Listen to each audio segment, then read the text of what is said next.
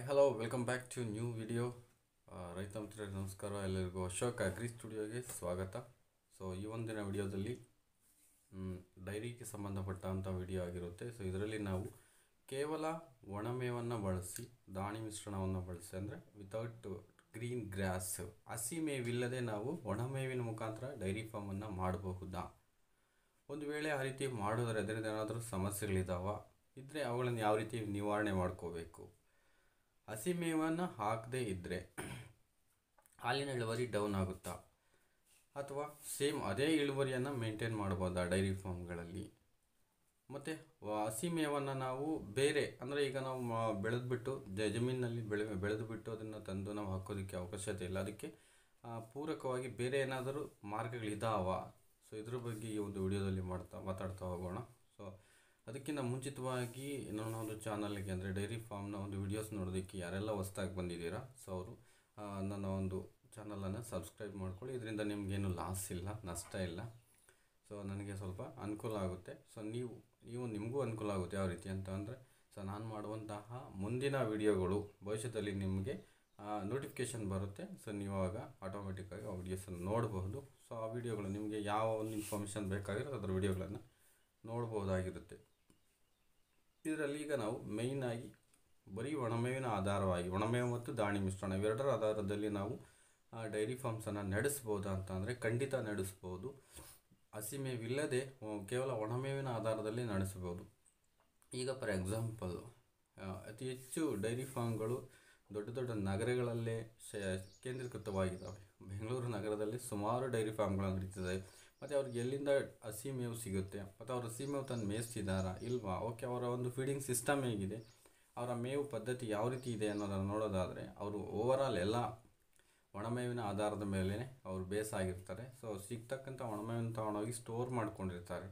Store ಮಾಡಿಕೊಂಡು ಅದರ ಜೊತೆಗೆ ಅವ್ರು ಕೊಡುವಂತಹ ದಾಣಿ ಮಿಶ್ರಣ, ಸೊ ಅದನ್ನು ಎರಡೂ ಬೇಸ್ ಮಾಡ್ತಾರೆ. ಮತ್ತು ಹಸಿ ಮೇವು ಕೊಡೋದೇ ಇಲ್ವಾ ಅಂತ ಅಂದರೆ ಅನುಕೂಲ ಇರತಕ್ಕಂಥ ಕಡೆಗಳಲ್ಲಿ ಅವರು ಹಸಿ ಮೇವನ್ನು ಲಭ್ಯತೆ ಇದ್ದರೆ ಅದನ್ನು ಕೊಡ್ತಾರೆ. ಇಲ್ಲ ಅಂತಂದರೆ ಕೇವಲ ಇವೆರಡರ ಬೇಸ್ ಮೇಲೇ ಸೊ ಡೈರಿ ಫಾರ್ಮ್ಸನ್ನು ನಡೆಸ್ತಾ ಇದ್ದಾರೆ. ಓಕೆ, ಇನ್ನು ಹೊರಗಡೆ ಹಳ್ಳಿ ಕಡೆ ಇರ್ತಕ್ಕಂತಹ ಡೈರಿ ಫಾರ್ಮ್ಗಳಲ್ಲಿ ಹಸಿ ಮೇವಿನ ಲಭ್ಯತೆ ಇರುತ್ತೆ. ಯಾಕೆ ಅಂತ ಅಂದರೆ ಇಲ್ಲಿ ಬೇಜಾನ್ ಜಮೀನು ಸಿಗುತ್ತೆ, ಅದರಲ್ಲಿ ಉಳುಮೆ ಮಾಡಿಕೊಂಡು ಹಸಿ ಮೇವನ್ನು ಬೆಳ್ಕೊಂಡು ಕೊಡ್ತಾರೆ. ನಗರ ಕಡೆ ಇರ್ತಕ್ಕಂತಹ ಡೈರಿ ಫಾರ್ಮ್ಗಳಲ್ಲಿ ಅಲ್ಲಿ ಜಮೀನು ಅನ್ನೋದು ಸಿಗೋಲ್ಲ, ಉಳುಮೆ ಮಾಡೋಕ್ಕೆ ಸಾಧ್ಯವಿಲ್ಲ. ಮತ್ತು ಅವರು ಯಾವ ರೀತಿ ಮೇಂಟೈನ್ ಮಾಡ್ತಾರೆ ಅಂದರೆ ಹೊರಗಡೆ ಸಿಗ್ತಕ್ಕಂಥ ಡ್ರೈ ಮ್ಯಾಟರ್ಸನ್ನು ಕಲೆಕ್ಟ್ ಮಾಡಿಬಿಟ್ಟು ಒಂದು ಕಡೆ ಸ್ಟೋರ್ ಮಾಡಿಬಿಟ್ಟು ಸೊ ಅದರಲ್ಲಿ ಮಾಡ್ತಾರೆ. ಮತ್ತು ಅಲ್ಲಿ ಯಾರು ಡ್ರೈ ಮ್ಯಾಟರ್ಸ್ ಅಂದರೆ ಒಣಮೇವನ್ನು ಮಾತ್ರ ಕೊಟ್ಟು ಹಸಿ ಮೇವನ್ನು ಯಾರು ಕೊಡೋದೇ ಇಲ್ವ ಅಂದರೆ ಕೊಡ್ತಾರೆ. ಹಸಿ ಮೇವನ್ನು ಯಾವ ರೀತಿ ಕೊಡ್ತಾರೆ ಅಂದರೆ ಹಸಿ ಮೇವಿಗೆ ಪೂರಕವಾಗಿ ಬಂದಿರತಕ್ಕಂತಹ, ಅಂದರೆ ನಾವೀಗ ಒಂದು ಹಸಿ ಮೇವನ್ನು ಬೆಳಿಬೇಕಂದ್ರೆ ಎಷ್ಟು ಸಮಸ್ಯೆಗಳಿದ್ದಾವೆ ಅಂತ ಅಂದರೆ ಅದನ್ನು ಉಳುಮೆ ಮಾಡಬೇಕು, ನೀರು ಹಾಯಿಸ್ಬೇಕು, ಗೊಬ್ಬರ ಹಾಕಬೇಕು, ಬಿತ್ತನೆ ಮಾಡಿದ ನಂತರ ಅದು ನಮ್ಮ ಕೈಗೆ ಸಿಗ್ತಕ್ಕಂಥದ್ದು. ಸೊ ಅಲ್ಲಿ ಲೇಬರ್ ಕಷ್ಟ, ಬಿತ್ತನೆ ಮಾಡಿದಾದ್ಮೇಲೆ ಅದು ನಮ್ಮ ಕೈಗೆ ಬಂದ ಮೇಲೆ ಅಂದರೆ ಕುಯ್ಲಿಗೆ ಬಂದ ಮೇಲೆ ಮತ್ತು ಅದನ್ನು ಡೈರಿ ಫಾರ್ಮಿಗೆ ಸಾಗಿಸ್ಬೇಕಂದ್ರೆ ಟ್ರಾನ್ಸ್ಪೋರ್ಟ್ ಪ್ರಾಬ್ಲಮ್ ಇರುತ್ತೆ, ಲೇಬರ್ ಪ್ರಾಬ್ಲಮ್ ಇರುತ್ತೆ. ಅದು ಡೈರಿಗೆ ಬಂದ ಮೇಲೆ ಮತ್ತು ಅದನ್ನು ಚಾಫ್ ಕಟರ್ಗೆ ಹಾಕ್ಬಿಡೋದಕ್ಕೆ ಕೆಲವರು ಕೂಲಿ ಹಾಳೆಗಳು ಬೇಕಾಗುತ್ತೆ. ಸೊ ಅದನ್ನು ಕಟ್ ಮಾಡಿ ತೊಗೊಂಡೋಗಿ ಕೊಡಬೇಕಾಗುತ್ತೆ. ಸೊ ಇದರ ಆಳಿನ ವ್ಯವಸ್ಥೆ ತುಂಬಾ ಹೆಚ್ಚಿನದಾಗಿ ಇಟ್ಕೋಬೇಕು ಹಸಿ ಮೇವಿಗೆ. ಆದರೆ ಒಣಮೇವಿಗೆ ಆ ರೀತಿ ಇರೋದಿಲ್ಲ. ಸೊ ಒಣಮೇವಲ್ಲಿ ತುಂಬ ಸಿಂಪಲ್ಲಾಗಿ ಕಡಿಮೆ ಕೂಲಿಗಳಲ್ಲಿ ಅದನ್ನು ಮೇಂಟೈನ್ ಮಾಡಬಹುದು. ಓಕೆ, ನಾವೀಗ ಏನೇನನ್ನು ಕೊಡ್ಬೋದು ಡ್ರೈ ಮ್ಯಾಟರ್ ಬೇಸ್ ಮೇಲೆ ಡೈರಿ ಮಾಡಿದ್ರೆ ಏನು ಕೊಡಬೇಕು ಅಂದರೆ ಕನಿಷ್ಠ ಒಂದು 500 kg ತೂಕ ಇರ್ತಕ್ಕಂಥ ಒಂದು ಹಸುವಿಗೆ ಆ ಒಂದು ಇದರಲ್ಲಿ ಒಂದು 14ರಿಂದ 15 kg ಒಣಮೇವನ್ನು ಪರ್ ಡೇಗೆ, ಕನಿಷ್ಠ ಅದು ಹಾಲು ಕೊಡುವಂತಹ ಪ್ರಮಾಣ 2.5 ಲೀಟರ್ಗೆ 1 kg ಅಂತೆ ದಾಣವನ್ನು ನಾವು ಕೊಡಬೇಕಾಗಿರುತ್ತೆ. 2.5 ಲೀಟ್ರಿಗೆ 1 kg ದಾಣ ರೀತಿ ಕೊಡಬೇಕು. ಅಂದರೆ ನಾವೀಗ ಕೇವಲ ಒಣ ಮೇವಿನ ಆಧಾರದ ಮೇಲೆ ಡೈರಿ ಮಾಡ್ತಿದ್ದೀವಿ ಅನ್ನೋದಾದರೆ ಈ ಪ್ರಮಾಣದಲ್ಲಿ ನಾವು ಕೊಡಬೇಕಾಗುತ್ತೆ. ಆ ಕೊಡ್ತಕ್ಕಂತಹ ದಾಣ ಯಾವುದನ್ನು ಬೇಸ್ ಮಾಡಿರಬೇಕು ಅಂದರೆ ಒಂದು 30% ಮೆಕ್ಕೆಜೋಳವನ್ನು, ಒಂದು 20% ಆಯಿಲ್ ಕೇಕ್ಸನ್ನು. ಸೊ ನಾನು ಲಾಸ್ಟ್ ವೀಡಿಯೋಗಳಲ್ಲಿ ಇದರ ಬಗ್ಗೆ ಹೇಳಿದ್ದೀನಿ. ಸೊ ನೀವು ಲಾಸ್ಟ್ ವೀಡಿಯೋಸನ್ನು ಚೆಕ್ ಮಾಡ್ಬೋದು. ದಾಣಿ ಮಿಶ್ರಣವನ್ನು ಯಾವ ರೀತಿ ಕಡಿಮೆ ಇದರಲ್ಲಿ ತಯಾರು ಮಾಡ್ತಕ್ಕಂಥ ಫಾರ್ಮುಲಾ ಏನಿದೆ ಅನ್ನೋದನ್ನು ಟೋಟಲಿ 50% ಇವೆರಡೇ ಇರಬೇಕು. ಇವು ಶಕ್ತಿಗಾಗಬಹುದು, ಹಸುವಿನ ಡೆವಲಪ್ಮೆಂಟ್ಗಾಗ್ಬೋದು, ಇವೆರಡೂ ಮೇಯ್ನ್ ಬೇಕಾಗಿರೋದು. ಮಿಗ್ತಕ್ಕಂತಹ ಈ ಒಂದು ದ್ವಿದಳ ಧಾನ್ಯಗಳ ಹೊಟ್ಟಾಗಿರ್ಬೋದು, ಹಿಂಡಿ ಆಗಿರ್ಬೋದು, ಹಿಂಡಿ ಮೀನ್ಸ್ ಅದರ ಒಂದು ಹಿಟ್ಟಾಗಿರ್ಬೋದು, ಮಿನರಲ್ ಮಿಕ್ಸ್ಚರು, ಸಾಲ್ಟು, ಈ ರೀತಿಯಾಗಿರ್ತಕ್ಕಂತಹ ಒಂದು ಓವರಾಲ್ ದಾಣವನ್ನು 2.5 ಲೀಟ್ರಿಗೆ 1 kg ಥರ ಒಂದು ಹಸು ಒಂದು 2.5 ಲೀಟ್ರ್ ಕರಿತೀವಿ, ಅದಕ್ಕೊಂದು ಕೆ ಜಿ ಅವಶ್ಯಕತೆ ಇರುತ್ತೆ. ಸೊ ಆ ರೀತಿ ಆ ಹಾಲಿನ ಇಳುವರಿ ಆಧಾರದ ಮೇಲೆ ದಾಣಿವನ್ನು ಕೊಡಬೇಕಾಗಿರ್ತಕ್ಕಂಥದ್ದು. ಓಕೆ, ಒಣಮೇವು ಅಂದರೆ ಏನೇನು ಒಣಮೇವನ್ನು ಸಿಗ್ತಾ ಇರುತ್ತೆ, ಏನೇನು ಕೊಡಬಹುದು, ಒಂದೊಂದು ಏರಿಯಾದಲ್ಲಿ ಒಂದೊಂದು ರೀತಿಯ ಮೇವು ಒಣಮೇವು ಸಿಗ್ತಾ ಇರುತ್ತೆ. ಓವರಾಲ್ ಹೇಳ್ತೀನಿ ಅದರಲ್ಲಿ. ಸೊ ಒಣಮೇವು ಅಂದರೆ ಭತ್ತದ ಹುಲ್ಲು. ಸೊ ಇದು ಒಣಮೇವಾಗಿ ಕನ್ವರ್ಟ್ ಆಗಿರುತ್ತೆ. ಸೊ ಅದನ್ನು ಸ್ಟೋರ್ ಮಾಡ್ಕೋಬೋದು. ಅದೇ ರೀತಿ ಮುಸ್ಕಿನ ಜೋಳದ ಸಪ್ಪೆ ಅಂತಕ್ಕಂಥದ್ದು, ಸೊ ಅದನ್ನು ಸ್ಟೋರ್ ಮಾಡ್ಬೋದು. ಜೋಳದ ಸಪ್ಪೆ ಮಾಮೂಲಿ, ಅದನ್ನು ಸ್ಟೋರ್ ಮಾಡ್ಕೊಂಡು ಇಟ್ಕೊಳ್ಬೋದು. ನೆಕ್ಸ್ಟ್ ಈ ಒಂದು ಶೇಂಗಾ ಹೊಟ್ಟನ್ನು ಸಹ ನಾವು ಇಟ್ಕೊಂಡಿರ್ತೀವಿ. ಸೊ ಈಗ ಅಮ್ಮ ಒಂದು ಹಳ್ಳಿ ಕಡೆ ಓವರಾಲ್ ಎಲ್ಲನೂ ಮೇಯ್ನ್ ಡ್ರೈ ಮ್ಯಾಟರ್ ಅಂದರೆ ಶೇಂಗಾ ಹೊಟ್ಟನ್ನು ತುಂಬ ಇಷ್ಟಪಟ್ಟು ತಿಂತಾವೆ, ಚೆನ್ನಾಗಿ ತಿಂತಾವೆ. ಮುಸ್ಕಿನ ಜೋಳದ ಒಂದು ಸೊಪ್ಪೆಯನ್ನು ಸಹ ಚೆನ್ನಾಗಿ ತಿಂತಾವೆ ಸಹ, ಅದು ಇಟ್ಕೋಬೋದು. ಈ ರೀತಿಯಾಗಿ ಈ ಒಂದು 3 ರೀತಿಯಲ್ಲಿ ನಾವು ಮಾಡಬಹುದು. ಇದಲ್ಲದೆ ಡ್ರೈ ಮ್ಯಾಟ್ರಾಗಿ ನಾವು ಏನನ್ನು ಕೊಡ್ಬೋದು ಅಂತ ಅಂದರೆ ಸೈಲೇಜ್ ಗೊತ್ತಿದೆ ನಿಮಗೆ. ಸೈಲೇಜು ಸ್ಟಾಕ್ ಮಾಡಿಕೊಂಡು ನಾವು ಕೊಡ್ತಕ್ಕಂಥದ್ದು. ಇದಕ್ಕಿಂತ ಬೇರೆ ಏನು ಅಂದರೆ ಹೆಚ್ಚಿನ ಒಂದು ವೆಚ್ಚವನ್ನು ಇಟ್ಬಿಟ್ಟು ಕೊಡ್ತಕ್ಕಂತಹ TMR, ಟೋಟಲ್ ಮಿಕ್ಸ್ಡ್ ರೇಷನ್ ಇದೆಯಲ್ವಾ. ಸೊ ಇದನ್ನು ನಾವು ಕೊಡ್ಬೋದು. ಇದು ಸ್ವಲ್ಪ ಕಾಸ್ಟಿಂದ ಕೂಡಿರುತ್ತೆ, ಆದರೆ ಇದು ಒಳ್ಳೆ ಎನರ್ಜಿಯನ್ನು ಕೊಡುತ್ತೆ. ಸೊ ಈ ರೀತಿಯಾಗಿ ಅದನ್ನು ಕೊಡಬಹುದು.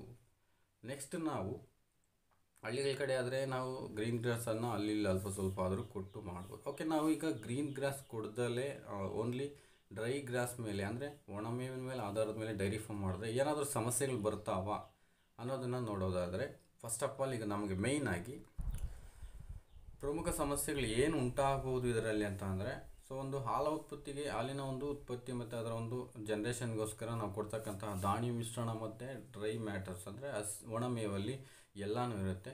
ಮತ್ತು ಹಸಿ ಮೇವಿನಿಂದ ಎಸ್ಪೆಷಲಿ ಅದರಿಂದ ಮಾತ್ರ ಸಿಗ್ತಕ್ಕಂಥವೇನೆಂದರೆ ವಿಟಮಿನ್ಸ್. ಅಲ್ಲಿ ವಿಟಮಿನ್ಸ್ ಕೊರತೆ ಮಾತ್ರ ಆಗಬಹುದು. ಅದರಲ್ಲಿ ಯಾವ ಮೇಯ್ನ್ ವಿಟಮಿನ್ಸ್ ಅಂತಂದರೆ ವಿಟಮಿನ್ ಎ, ವಿಟಮಿನ್ ಇ ಮತ್ತು ವಿಟಮಿನ್ ಡಿ.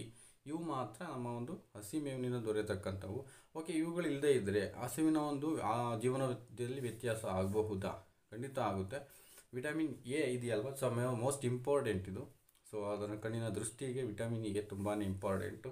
ನಾವು ಇದನ್ನು ಹೊರಗಡೆಯಿಂದ ಕೊಡ್ತೀವಿ. ಸೊ ಓಕೆ, ಡ್ರೈ ಮ್ಯಾಟ್ರಲ್ಲಿ ನಾವು ಡ್ರೈ ಮ್ಯಾಟರ್ ಮಾತ್ರ ಕೊಡ್ತಾ ಇದ್ದೀವಲ್ವ. ಸೊ ಮತ್ತು ಇದನ್ನು ಫುಲ್ಫಿಲ್ ಮಾಡಬೇಕಂದ್ರೆ ಹಸಿ ಮೇವನ್ನು ಕೊಡ್ತಾ ಇಲ್ಲ. ಹಸಿ ಮೇವಿಂದಲೇ ಹೆಚ್ಚಿನದಾಗಿ ನಮಗೆ ವಿಟಮಿನ್ ಎ, ಇ, ಡಿ ಇನ್ನಿತರ ವಿಟಮಿನ್ಸನ್ನು ದೊರೀತಾ ಇರ್ತವೆ. ಹಸಿ ಮೇವಲ್ಲಿ ಜಸ್ಟ್ ನಾವು ತಗೊಳ್ತಕ್ಕಂಥದ್ದು ವಿಟಮಿನ್ಸ್ ಮಾತ್ರ ಅಲ್ವ. ಈ ವಿಟಮಿನ್ ಎನ ನಾವು ಈ ಒಂದು ವಿಟಮಿನ್ ಮಿಕ್ಸನ್ನು ಕೊಡೋದ್ರ ಮುಖಾಂತರ ಇವುಗಳನ್ನು ಫುಲ್ಫಿಲ್ ಮಾಡ್ಬೋದು. ವಿಟಮಿನ್ ಎ ಜೊತೆಗೆ ಈ ಮಿಲ್ಕ್ ಆಗ್ತಕ್ಕಂತಹ ಪ್ರಾಣಿಗಳ ದೇಹದಲ್ಲೇ ಕೆಲವೊಂದು ವಿಟಮಿನ್ಸ್ ಅನ್ನೋದು ಜನ್ರೇಟ್ ಆಗಿರುತ್ತೆ. ಸೊ ಅವುಗಳಿಗೆ ಆ ದೇವರು ಕೊಟ್ಟಂಥ ಒಂದು ವರ ವಿಟಮಿನ್ ಕೆ. ಈ ರೀತಿ ಒಂದು ವಿಟಮಿನ್ಗಳು ತನ್ನ ಒಂದು ಹೊಟ್ಟೆಯಲ್ಲಿಯೇ ಉದ್ಭವ ಆಗುವಂಥ ಒಂದು ಪವರನ್ನು ಆ ದೇವರು ಈ ಒಂದು ಮೆಲುಕು ಹಾಕುವಂಥ ಪ್ರಾಣಿಗಳಿಗೆ ಕೊಟ್ಟಿದ್ದಾರೆ. ಮನುಷ್ಯನ ಹೊಟ್ಟೆಯಲ್ಲಿ ಇದು ಜನ್ರೇಟ್ ಆಗಲ್ಲ. ಯಾಕೆಂದರೆ ಮನುಷ್ಯ ಮೆಲುಕು ಹಾಕಲ್ಲ, ನೇರವಾಗಿ ಒಂದೇ ಸಲ ಅಗದ್ಬಿಟ್ಟು ಒಳಕ್ಕೆ ತಿಂದುಬಿಡ್ತಾನೆ. ಆದ್ದರಿಂದ ಅದಕ್ಕೆ ಜನ್ರೇಟ್ ಆಗೋದಿಲ್ಲ. ಬಟ್ ಈ ಪ್ರಾಣಿಗಳಲ್ಲಿ ಮೆಲ್ಕ್ ಆಗ್ತಾ ಇರ್ತವೆ ಯಾವಾಗಲೂ. ಇಂಥ ಪ್ರಾಣಿಗಳಲ್ಲಿ ವಿಟಮಿನ್ ಕೆ ಮತ್ತು ಮತ್ತಿತರ ಒಂದು ವಿಟಮಿನ್ಸನ್ನು ಅಲ್ಲಿ ಜನ್ರೇಟ್ ಮಾಡುವ ಒಂದು ಪವರ್ ಕೊಟ್ಟಿರ್ತಾರೆ. ನಾವೀಗ ವಿಟಮಿನ್ ಎ ಮತ್ತು ಇ, ಡಿ ಈ 3ಗಳನ್ನು ನಾವು ಮಿಕ್ಸ್ ಮಾಡಿ ವಿಟಮಿನ್ ಮಿಕ್ಸಲ್ಲಿ ನಾವೇನಾದರೂ ಅವುಗಳಿಗೆ ಕೊಟ್ಟಿದ್ದೆ ಆದರೆ ಸೊ ಹಸಿ ಮೇವಿನ ಅವಶ್ಯಕತೆ ಅನ್ನೋದೇ ನಮ್ಮಲ್ಲಿ ಬರೋದಿಲ್ಲ, ನಮ್ಗೆ ಅದು ಬೇಕು ಇರೋದಿಲ್ಲ.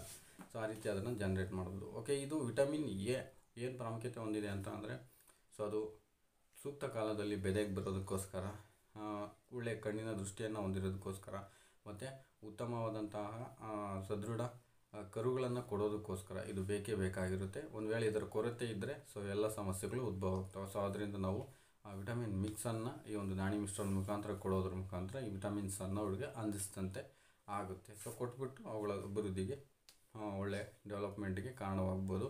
ಸೊ ವಿಟಮಿನ್ ಮಿಕ್ಸನ್ನು ನಾವು ಅದರಲ್ಲಿ ಕೊಡೋದ್ರ ಮುಖಾಂತರ ಹಸಿ ಮೇವಿನ ಇಲ್ದಲೆ ಅದನ್ನು ಬೇಕಿಲ್ದಲೆ ನಾವು ಒಣ ಮತ್ತು ದಾಣಿ ಮಿಶ್ರಣದ ಮುಖಾಂತರ ಡೈರಿ ಫಾರ್ಮ್ಸನ್ನು ರನ್ ಮಾಡಬಹುದು. ಸೊ ಕೇವಲ ಇಷ್ಟು ಮಾತ್ರ ಸಮಸ್ಯೆಗಳು ಉದ್ಭವ ಆಗುತ್ತೆ, ಬೇರೆ ಏನೂ ಸಮಸ್ಯೆ ಉದ್ಭವ ಆಗೋದಿಲ್ಲ.